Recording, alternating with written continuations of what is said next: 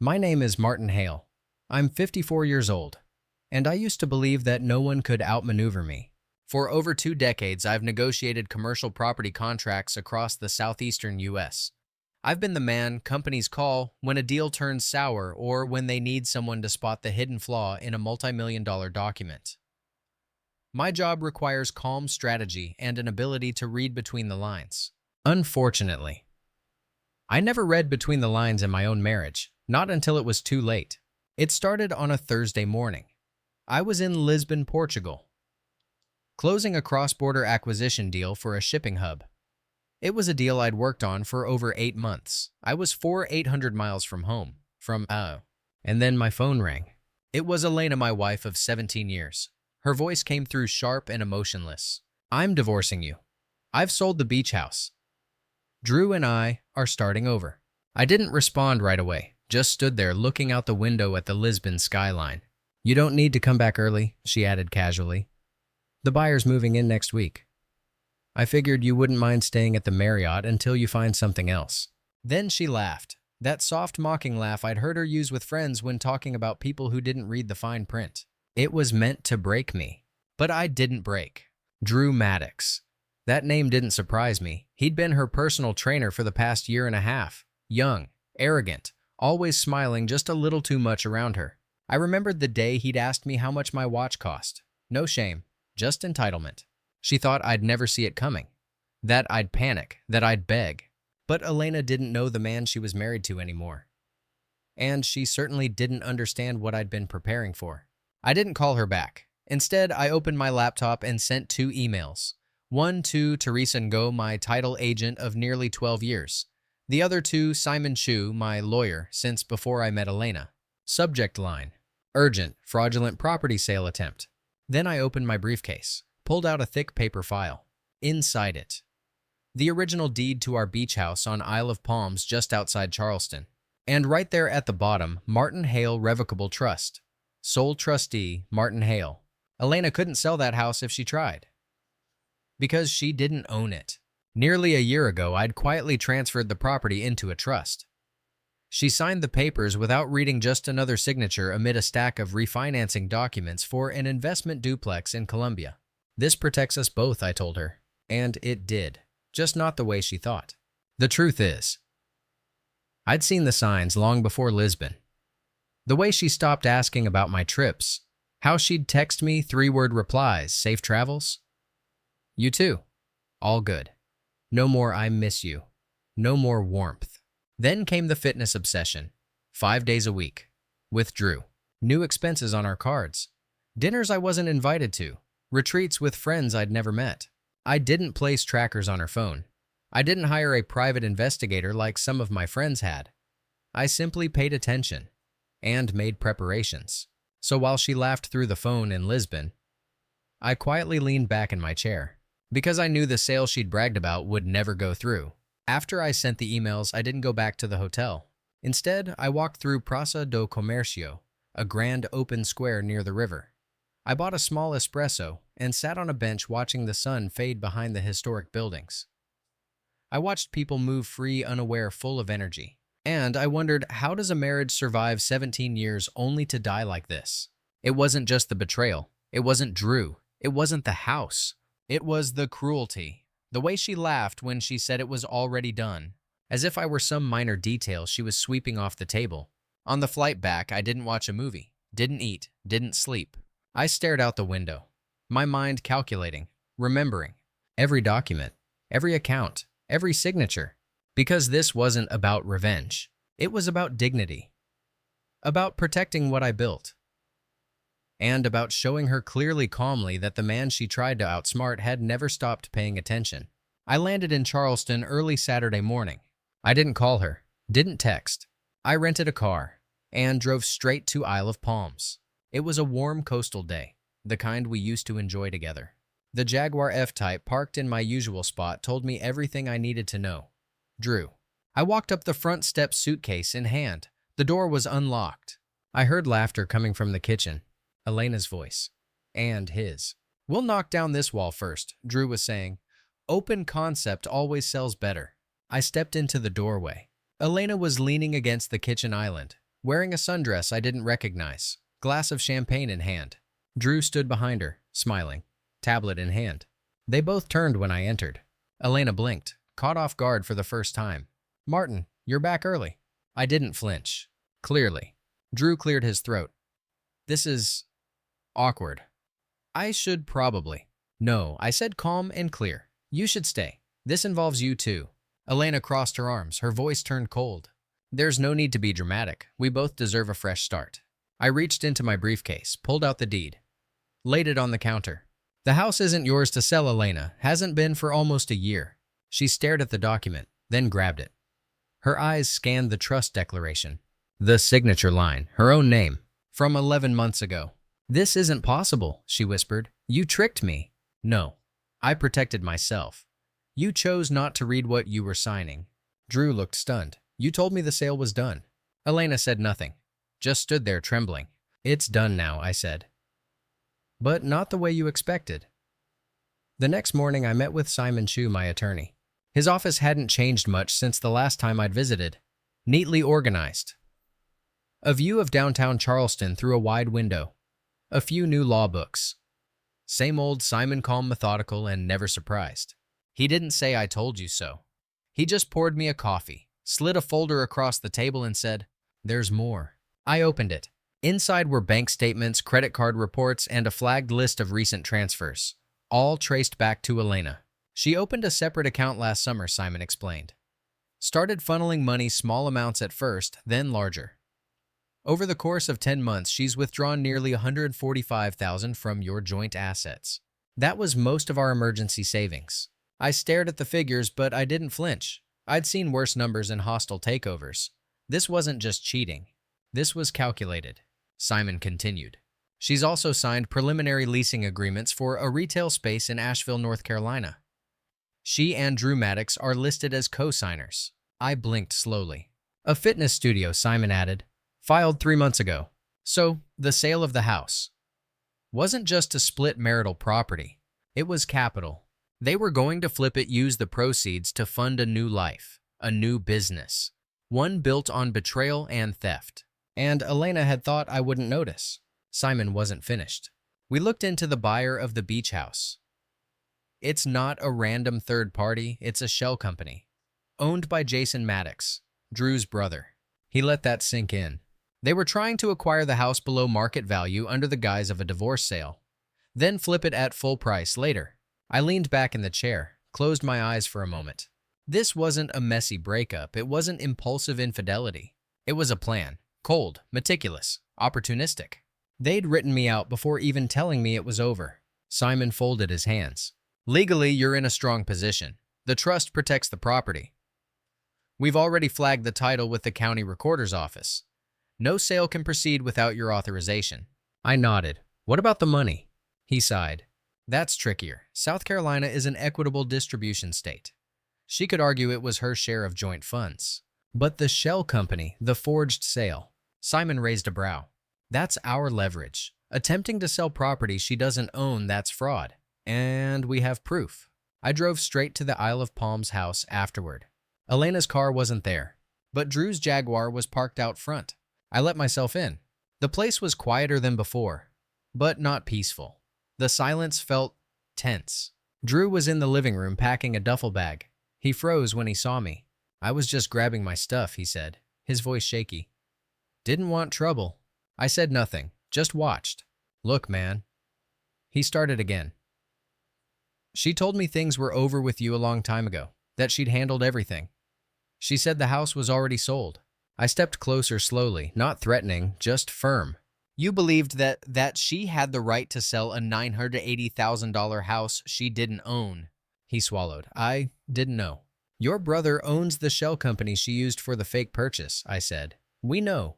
His eyes widened. "If he doesn't withdraw that offer by 5 p.m. today, he'll be named in a fraud investigation. And so will you." He didn't argue, didn't even nod. Just walked out the door, bag slung over his shoulder. That afternoon, Jason Maddox's name was pulled from the sale documents. Their purchase was dead. The house was still mine. I changed the locks, reset the alarm system, and for the first time in weeks, I exhaled. Not because it was over, but because it had just begun. That evening, Simon called again. We can go two ways, he said. Pursue criminal charges or propose a settlement. I thought it over. As much as I wanted her to pay, I didn't want her in jail. Not because I pitied her, but because some things are better handled with quiet, relentless clarity. Draft a settlement, I said. Fair, but firm. Simon already had one prepared. Elena would return $85,000 of the misappropriated funds. She would renounce all claim to the beach house and other trust assets. I would waive any rights to her business with Drew. And in return, no criminal charges. Simple, final, clean. The next morning, I received a text from Elena. My lawyer says the trust doesn't matter. The house is joint property. You're bluffing. See you in court. I forwarded it to Simon. He replied in one line, her lawyer is wrong. That night, I sat on the deck of the beach house. The sky above Isle of Palms was painted with deep gold and fading orange. Waves rolled in steady and sure. I poured myself a glass of scotch, the same one we used to toast anniversaries with. And I watched the ocean. Watched it move in rhythm, calm, predictable, unstoppable. Just like me. Because this wasn't about rage anymore. It was about resolution. By the third week, it was clear Elena wasn't backing down. She wasn't embarrassed. She wasn't apologetic. She was escalating. After the shell company sale fell through, she hired a new attorney, young slick, full of courtroom confidence. The kind who quotes case law and smirks like they've already won. He sent Simon a flurry of letters, accusing me of deception through obscurity, claiming the trust was manipulative asset sheltering. They wanted the house, half the assets, and an audit of all our finances. I'd seen this strategy before in business. Overwhelm the other side with paperwork and pressure. Hope they cave. But I wasn't someone who caves. Simon filed the official divorce petition. He attached all supporting documentation, the trust paperwork, Elena's signed transfer from 11 months ago, financial logs showing the $145,000 she withdrew, and most critically, the affidavit from Jason Maddox, Drew's brother, admitting the fraudulent purchase attempt. Jason had broken faster than expected. Maybe it was guilt. Maybe he just didn't want to lose his professional license. Either way, he confessed everything. Simon's voice was steady when he called. It's done. We've filed. They'll try to settle before trial, but if they don't, we'll be ready. 2 days later, I received another message from Elena. This time a voicemail. Her voice was icy, controlled. You think this changes anything? I gave you the best years of my life? You think a bunch of documents and your smug little trust are going to stop what I deserve? She hung up before I could respond. Not that I would have. She wanted me to feel shaken, but all I felt was sad. Sad that the woman I once shared everything with was now trying to burn it all for one last payday. The pre-trial hearing was scheduled for the following Thursday. It was raining that morning. Charleston looked muted through the courtroom windows. Gray sky, light drizzle, perfectly matched to the mood. I walked in wearing the same navy suit I'd worn for my first major negotiation years ago in Atlanta. Not for luck, for symmetry. Elena sat on the other side of the room, flanked by her lawyer. She didn't look at me, didn't smile. But her hands were restless, tapping, fidgeting. Simon was calm, collected. Let them go first, he whispered. They'll hang themselves. And they tried.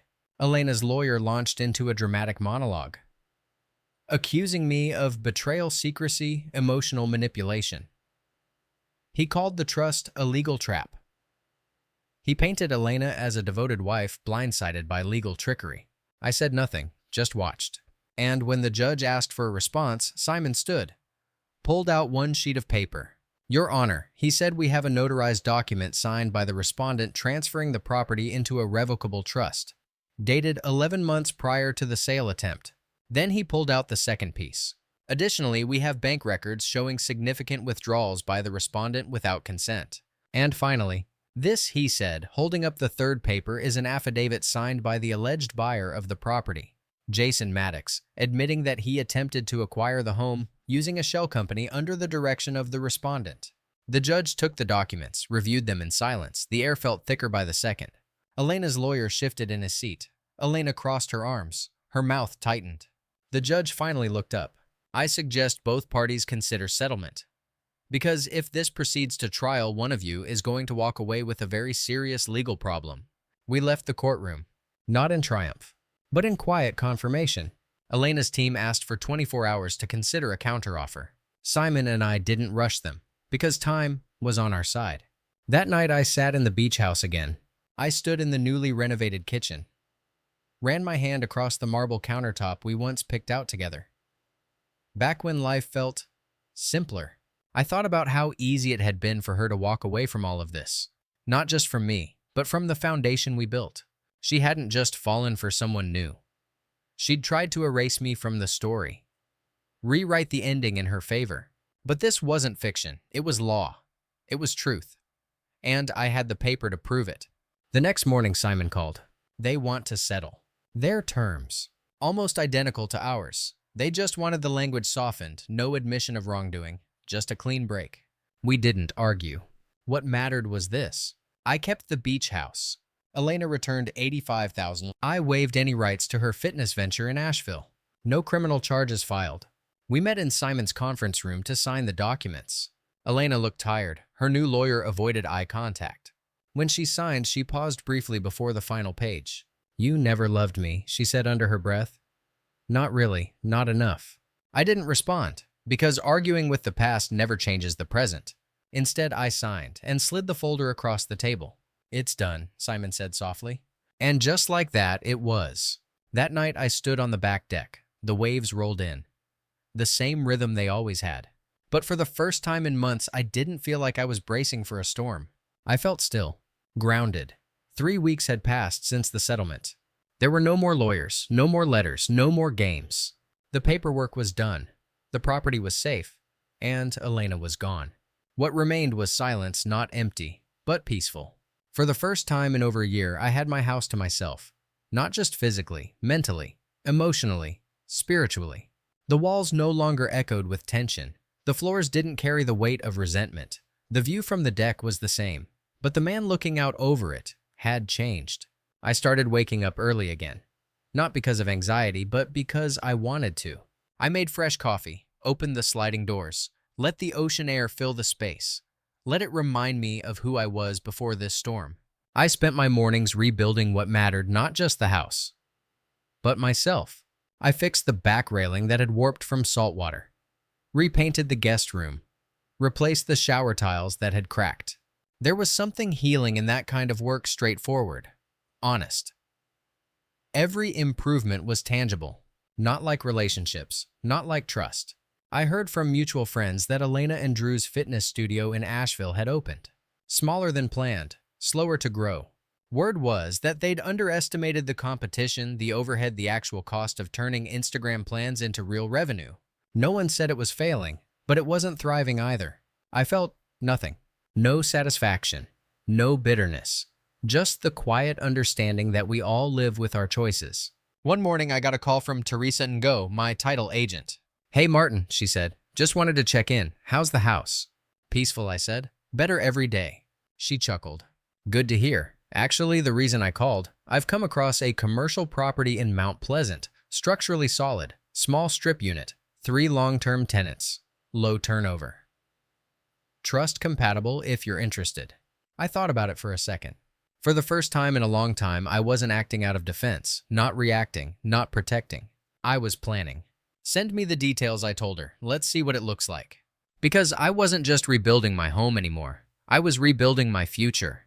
That same evening, I stopped by a local bookstore, one Elena used to roll her eyes at. "Who still reads paper books?" she'd say. "Everything's digital now." But there was something about holding a real book, turning pages, folding corners, letting your mind slow down. I picked up a journal, not for writing memoirs, just thoughts, fragments, memories. At home, I sat on the deck and wrote one sentence on the first page. Sometimes peace doesn't feel like joy. It just feels like quiet truth. I got a message from Clara, my niece, later that weekend. We hadn't spoken much during the chaos. "Hey, Uncle Martin, Mom told me what happened. Just wanted to say I'm proud of how you handled it." It caught me off guard. Not the words, but the sincerity. Because when you go through something like this, you start wondering if anyone really sees the whole picture. All the restraint, all the self-control, all the choices not to burn bridges you had every right to. Sometimes dignity is invisible. On Monday, I went through our old files, shredded papers that no longer meant anything, insurance duplicates, old statements. Anniversary cards she'd written with half effort. I kept one thing, a photo. From the early days, back when we were still trying, still building something real. I didn't keep it out of nostalgia. I kept it as a reminder that some moments are honest even if the person changes later. You can hold on to the truth without holding on to the person. Around midweek, Drew showed up. Not at the door, just parked across the street in that same black Jaguar. He didn't come in, didn't honk, just sat there. I saw him through the blinds. He didn't look angry, he looked worn. I didn't go out to meet him, because there was nothing left to say. No confrontation to be had. No redemption to offer. He left after 10 minutes, quietly, just like he came. A few days later, Simon called. I got a call from Elena's attorney, he said. She wanted to confirm that no charges would be filed now that the settlement's complete. Tell her that's correct, I said. Tell her it's over. Simon paused. You handled this better than most, Martin. I've seen this turn into bloodbaths. But you stayed in control the whole way. I appreciated that, but it wasn't about control. It was about knowing who I am. And who I refuse to become. That weekend, I hosted friends for dinner. Real friends. People who'd stuck by me. Who didn't take sides, just showed up. We grilled fish on the deck, laughed, told old stories. One of them, Leo, pulled me aside after dessert. You seem lighter, he said. Different, but better. I nodded. That's what happens, I said, when you stop carrying things that were never yours to carry in the first place. The waves were still rolling in that night. They always did. I watched them until well past midnight. And I realized this place had never really been about property. It was about permanence, foundation, a center of gravity. And now I'd reclaimed it. Not from Elena, not from the courts, but from the version of myself who once believed his whole life depended on someone else staying loyal. It's been 6 months since the settlement was signed. No lawyers, no phone calls, no more pieces of paper to prove who I am. I still wake early. I still drink my coffee on the deck. The view of the Atlantic still stretches wide and clean in front of me. But what's changed most is how I breathe. Not as a man defending what he owns, but as a man living in what he's reclaimed. The house looks different now. It's not Elena's anymore. Not ours. It's mine. I had the kitchen redone not in the sleek cold style she loved, but warm coastal wood tones and quiet ceramic. Replaced the weather-worn siding. Upgraded the hurricane windows. Built a small fire pit near the dunes where I now spend evenings with a glass of wine and a book. Everything about it now says this is a home that wasn't stolen. It was defended. Then reimagined. I heard from a friend in Asheville last week. The fitness studio's still standing, barely. They're struggling between rent overhead and mediocre reviews. Elena and Drew are still together apparently. But there's tension. Financial strain. Fewer smiles on social media. I don't take joy in it, not even a flicker of revenge. I simply let it go. Because peace isn't about watching someone else fall. It's about knowing you chose to rise without dragging anyone down with you. The commercial property Teresa told me about, I bought it. Mount Pleasant, 3 tenants, reliable cash flow. I put it in the same trust that holds the beach house. Not to protect it from anyone else this time, but because I now understand the value of structures that don't depend on trust in people who haven't earned it. That lesson was worth more than any asset. One Saturday morning, while reorganizing an old box, I found a letter Elena had written me years ago. A birthday card. It read, "You're always thinking, always watching. That's why I feel safe when I'm near you." I sat there holding the paper, not angry, not nostalgic, just aware. She was right. I am always watching. That's why she didn't succeed. Because while she laughed, thinking she was getting away with everything, I was building the very walls that would keep what mattered from slipping through my hands. I've learned that not all betrayals are loud. Some come wrapped in politeness, in routines, in habits so familiar you don't question them until they become a stranger's weapon. But I also learned this: preparation isn't paranoia. It's self-respect. One evening, I got a message from Clara, my niece again. "Uncle Martin, Mom says you're investing again. Can I visit this summer? I'd love to see the beach house." I smiled. "Of course," I replied. "Bring your sketchbook. The sunrise here is something you'll want to draw." Because some things, you don't just protect, you pass on. Weeks passed. One day, I stood on the porch watching 2 pelicans glide over the water. And for the first time in what felt like years, I didn't think about Elena. Not what she did, not what she said, not what she lost. I thought about myself and how far I'd come. There's a quiet power in not needing revenge, in not rewriting someone else's story, just stepping out of it and writing your own. I've never told anyone the full story, not the lawyers, not Teresa, not even Clara. But if you're listening to this now, maybe it's because you've lost something, been betrayed, been underestimated. And maybe you've asked the question I asked myself on that flight back from Lisbon. Is this who I am now? And the answer, no. This isn't who you are. It's who they tried to reduce you to. You still get to decide what happens next. I didn't go to war. I didn't scream. I didn't destroy anyone. I just enforced the truth. Quietly. Completely. I didn't win a battle. I outlasted a betrayal. These days, I still keep a journal. 1 line per page. No explanations, no analysis. Just truth. Here's the line I wrote this morning. You don't have to burn bridges. You just have to cross them and never walk back. And that's what I did. I walked through the fire, kept my name, kept my dignity, kept my home. I didn't get even. I got free.